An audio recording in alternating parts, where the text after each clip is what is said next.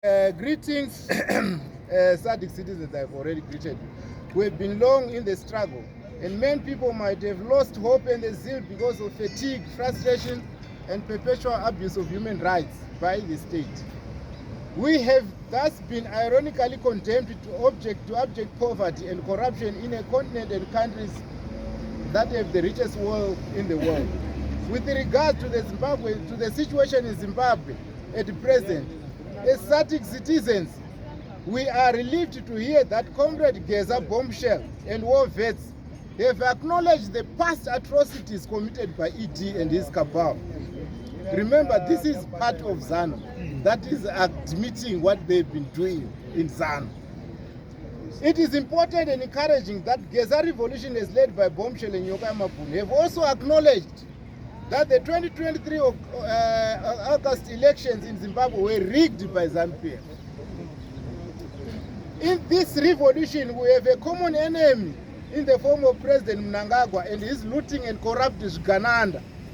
Our call as citizens is that we should not see a repetition of the grand deception of 2017, where Zimbabwe's people thought they had removed a dictator, only to find that his successor is a worst monster who does not care for the welfare of the ordinary citizens. The disappointment of 2017 is evident in that instead of reforming institutions, we have seen a more entrenched dictatorship and corruption under President Mnangagwa. The use of lawfare, arbitrary arrest, and the harassment of people like Jameson Timber, Amos Chibaya, Job Scala, and many others is a testament to that. The looting spree taking place in Zimbabwe by a few individuals surrounding Mnangagwa and his family is unprecedented in the history of SADC, even the African continent. We call upon South African government to pay heed on the following. Our basic demand in this partnership with Geza Revolution is that we want a genuine transition arrangement. You know that you will never trust these people. But we want a genuine transitional. Our partnership with them, the reason why we support them, after that, we will need this to be very clear. We'll make this very clear.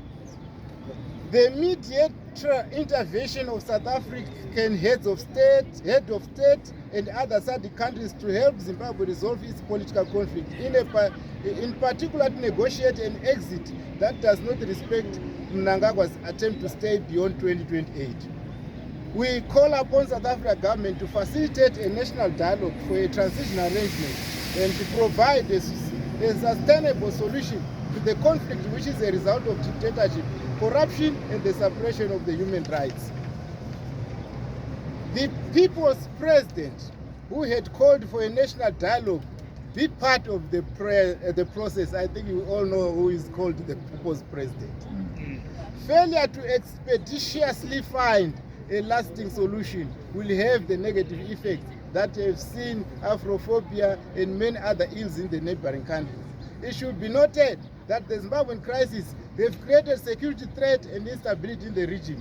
The conflict in Zimbabwe will result into more displacement and migration, which will create crisis in the neighboring countries. This is the document I left there at the human meeting. You are a journalist. I got another copy here.